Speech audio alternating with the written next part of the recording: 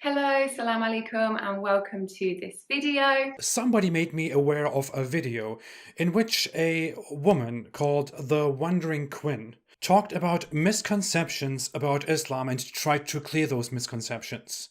And I started to watch the video, and within the first few minutes, I thought, I just have to respond to this. She made a video called 10 Misconceptions About Islam from a Revert Muslim. So from somebody who has converted to Islam. Somebody who converts to Islam is called a revert in Muslim terms because being a Muslim is your nature, and when you convert to Islam, you revert to that nature. Whatever. She is a travel vlogger who travels to different countries, makes arrangements and agreements, and makes YouTube videos to talk about how it is in those countries and to advertise certain things in those countries. It was apparently when she talked about Saudi Arabia that her channel received a lot of attention, mainly from Muslims. And from then on, whenever she talked about a Muslim region, or about Saudi Arabia, or eventually about Islam, she got a lot of views, and people telling her in the comment section to convert to Islam, and that Islam is a beautiful religion, and so on. And eventually, she became a Muslim, and then she started talking about Islam and attempting to explain Islam. I'm pretty sure the Wandering Quinn will have more subscribers than I have quite soon, and I'm very sad about that. Anyway, let's get to the topic. The Wandering Quinn wants to clear 10 misconceptions about Islam, and I want to look into those right now. And let's start with the most obvious misconception, just to get it out the way, that Muslims are terrorists. Now, this is, of course, not true. I think the greater misconception is that some people think that many other people think that Muslims are terrorists, or all Muslims are terrorists. Because I have rarely, almost never, seen people who seriously think that Muslims are terrorists, or all Muslims are terrorists. People would only make such a statement or such an accusation not to be taken literally because Islam tends to send shockwaves around the world through Islamic terrorist attacks. It is therefore entirely normal, even if it was unjust, that people connect terrorism and Islam. If every year you hear about terrorism again and again from Islam, then you start connecting those two things. It is true that Islam is a religion of peace. No, I can't believe people are still saying this in 2020. People shouldn't be buying this anymore. Neither does Islam mean peace, nor is Islam a religion of peace. The claim that Islam is a religion of peace is simply a meme, and it's completely unfounded. But we'll probably come to that. Now, unfortunately, there are bad people all over the world, and it just so happens that when they are Muslim, it is highlighted in the media, so people think it is always Muslims. And when other deaths occur anywhere else around the world, do they point out their religion? No, they do not. I don't know, the media have got something against Islam. This is some conspiracy theory nonsense, I'm sorry. The media is not against Muslims. Western media has been extremely careful in the last decade when it comes to Muslims and Islam. They have been extremely respectful. They do not amplify Islamic violence and Islamic terrorism and try to hide the religion when non-Muslim terrorists commit violent attacks. The fact is that other religious groups are simply not dominant in religiously motivated terrorist attacks. Religiously motivated terrorist attacks are simply, by statistics, vastly dominated by Islamic terrorism. Islamic terrorist attacks happen all around the world all the time. The vast majority of terrorist attacks in the world are Islamic terrorist attacks. The deadliest attacks in the world are Islamic terrorist attacks. And we also hear much more about them because they keep happening in the West, which gets our attention and the attention of the media. People usually don't care about all those terrorist attacks that happen in Afghanistan or Syria or everywhere else. We don't even talk about more than 90% of Islamic terrorist attacks in the world because they happen on a daily basis around the Islamic world. If we did mention each and every single one of them, we would never stop talking about Islamic terrorism. If a non-Islamic, religiously motivated terrorist attack happens, it does attract our attention, but they simply do not happen on such a vast scale, on such a shocking level, so frequently. When the Christchurch terrorist attack against Muslims in a mosque happened, everyone paid attention to it, and they pointed at the ideology behind the attack, which was white nationalism. How many significant religiously motivated non-Islamic terrorist attacks can you really point out? This whole first point is already a misconception itself. The second misconception is that Muslims and Islam are the same thing. What the hell? Who has that Do people actually think that Islam and Muslims are one and the same thing? Islam is the religion, Muslims are the believers. Just like Christianity is the religion, and Christians are the believers. This is not very deep. God in Arabic is Allah. Even Christian Arabs still use the word Allah because that means God in Arabic. Actually, the word Allah is the proper name of the Islamic God Allah. That is his name. It is thought to have derived from El-Ilah, which means the God. Arab Christians may say Allah because that is what has become the norm for the one God in Arabic-speaking cultures. But the biblical God's name is Yahweh or Yehovah. God is only a title, but the Islamic God's name is Allah. I have made an extensive analysis of this before. The third misconception is that Islam is for Arabs or Eastern countries, and it is not for white Western people like me. That is not true. I don't understand what's happening here. Islam has a very widely known, notorious struggle to spread the religion to others. Who really thinks that only Arabs and Middle Easterners could be Muslims? I wish that was true. In that case, it wouldn't be such an aggressively and unpleasantly expansionist religion. Not all Arabs are even Muslim.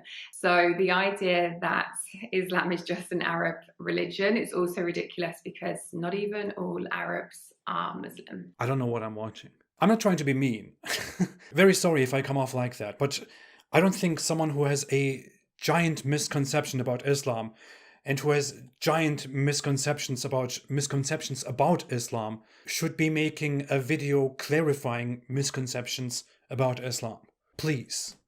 No. Everyone can convert to Islam, which is why Muslims want to spread Islam to the world. Islam is only dominated by Arabic and Arab culture. The fourth misconception is that Islam is forced upon people, which is definitely not the case. I can confirm as a revert Muslim that I was not forced into Islam at all, so hopefully that's one good example. That's not how it works. I can't say, for example, that leaving Islam is not punishable by death because I left Islam and I was not killed. No, Islam does do that, I am just not under its power. Your own experience, your situation doesn't define the rule. If Islam was forced on people, then countries would be 100% majority Muslim. That's again not how it works, but whatever. What is true is that Islam claims that it is not forced onto others. The Quran says that you cannot force others to believe in Islam in that it is not possible. There is no obligation. You can't force people to believe in Islam. No matter if you want them to believe or force them to believe, if they don't believe, then they will not believe. It does order, however, to fight those who reject Allah and Muhammad and who don't follow Islam's rules, and to subjugate, humiliate, and take protection money from them, known as jizya. In the Hadith, Muhammad is further reported instructing his companions to encounter their opponents and to tell them that they can either convert to Islam, become inferior subjects of the Muslims and pay protection money, or fight and be killed. Theoretically, the opponents could also flee or try to make an agreement with the Muslim armies. In Muhammad's biography and traditions about him, there is constantly war and the glorification of it, where Muslims fight their enemies and enslave them and take their belongings. In fact, Muhammad is reported to have said that he was ordered to fight the people until they testify that there is no God but Allah and that Muhammad is his messenger. Misconception that Muslims don't like dogs.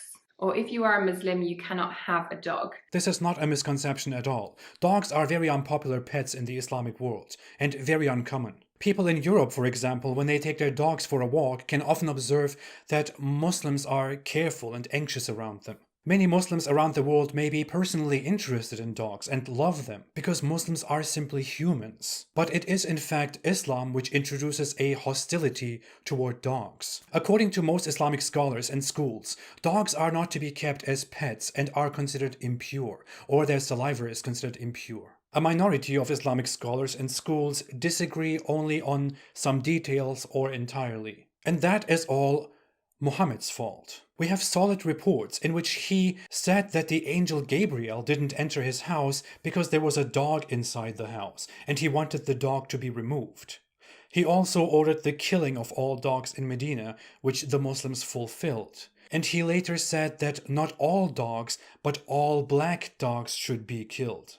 Islam definitely has a problem with dogs, and if you are a dog person, then you probably have a problem with Islam. Whether you like it or not, make your choice. I chose my dog. Number 6 is that Islam forces marriage on people. This is definitely not true. It is true that forcing someone to marry against their will is not the way it is done in Islam. The man and the woman have to agree in order to get married. But according to Muhammad, a woman's silence is her consent. So when she is asked and she doesn't respond, then that means she agrees. It is common in the Islamic world that women are mistreated and forced into marriages. I would not say that this is the Islamically perfect way, but Islam definitely has an impact on the poor treatment of women. It is not a coincidence that this is so common in the Islamic world, as the Wandering Queen also points out. The misconception is that women have no rights in Islam. Now, again, if that was true, I would not have become Muslim. If I ever said that women have no rights in Islam, then I would probably say that as an exaggeration in order to make a point, to imply that women's rights are quite sad in Islam. There is no such thing as not having any rights at all. And the fact that women have some rights does not mean that they are in any good situation at all. Islam actually gave women their rights. Women had no rights. This is untrue. Muhammad's first wife was a wealthy woman who was his employer. So Muhammad, the man, was actually employed by a wealthy woman in pre-Islamic Mecca. And later he married her and they became wife and husband. Women had their own properties, they participated in trade, they participated in religious activities. In fact, one report even tells us that women had the upper hand in Medina over men before Islam arrived. The problem is that we know very little about pre-Islamic Arabia. Most of our sources are Islamic, and we are at the mercy of what Islam says about pre-Islamic Arabia. And Islam says bad things about pre-Islamic Arabia because it has to justify itself and humiliate the past. That's how it's always done.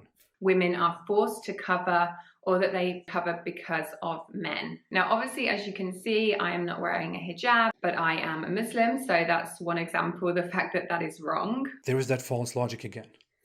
Actually, Muslim women cover for God. It shows that you're Muslim. So yeah, if you can't tell already, that is all through choice. It is not forced. Okay, she has a complete misconception, a misrepresentation of the hijab. Although I like it when Islam is being corrupted, I just have to correct it. Women have to cover in Islam. There is no discussion about this in Islamic history, fundamental Islamic sources, among the majority of scholars. The hijab is obligatory for women. It is ordered in the Quran and the Hadith, and Islam is supposed to be a state religion that enforces its orders. Therefore, in Islamic history, Islamic lands always enforced the hijab. Today, it is only legally enforced in 2 countries, but parents are supposed to make their children observe religious practices. And it is extremely common that in Muslim culture, daughters or wives are forced or pressured into wearing the hijab.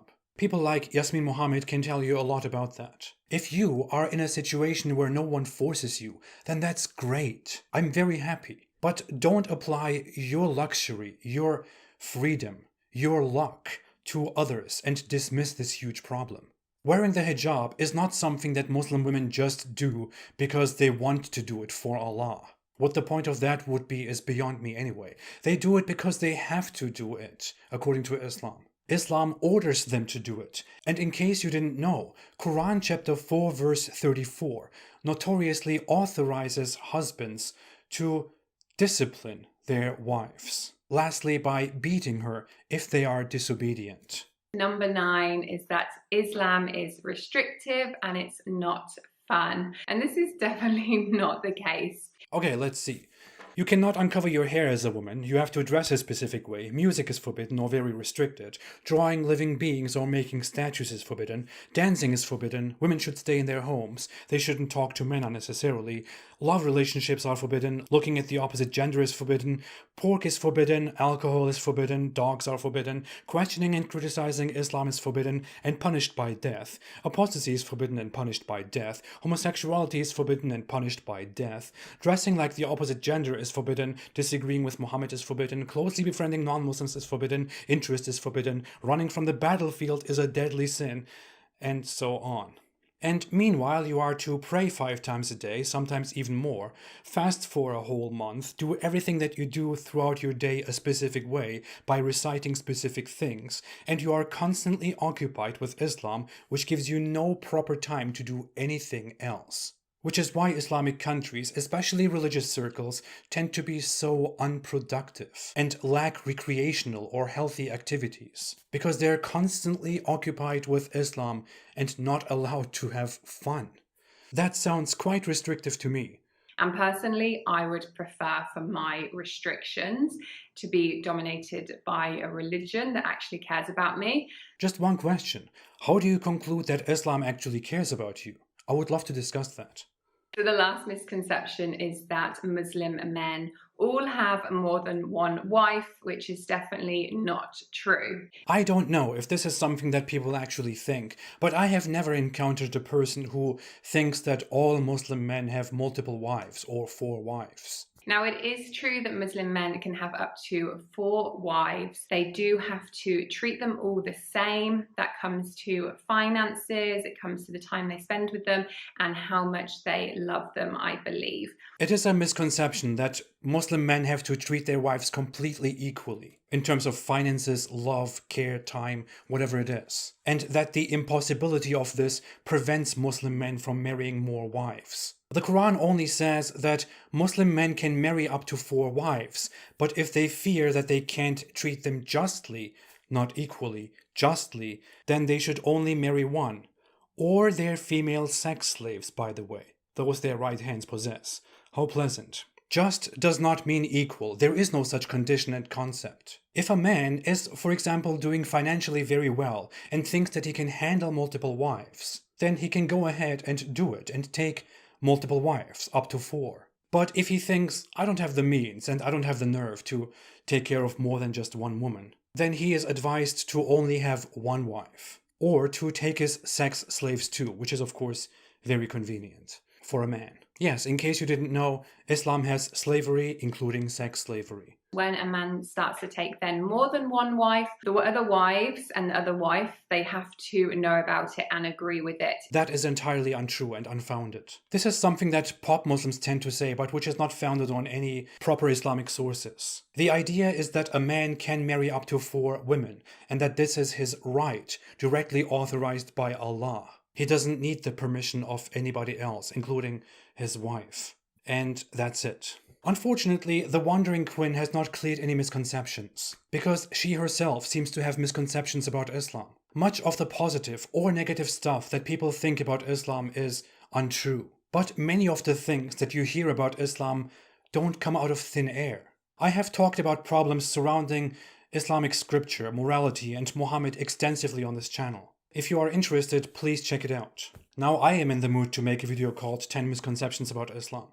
To you, Wandering Quinn, the way you described yourself so far and the way you appear, Islam does not really seem to be what you are looking for in life. Going further into it may only bring you disappointment, and you might find yourself trapped in it, fooling yourself that you want to stay in it, because you have made big decisions and you don't want to be wrong about what you have found. This is very common. I have seen it myself many times. I would suggest that you don't listen to what other people say about Islam, but rather just look into the Islamic sources yourself. Listen to both advocates and critics of Islam, especially when the advocates of Islam are so hostile toward critics like me, and they would never want you to engage with the critics. They try to sell you a product, and they treat the bad reviews of that product very badly. Look at those bad reviews. There is probably something there if they are so protective and so hostile about it. Thanks for listening. I'll be back soon. Have a fantastic day. Thank you so much. And stay away from Islam.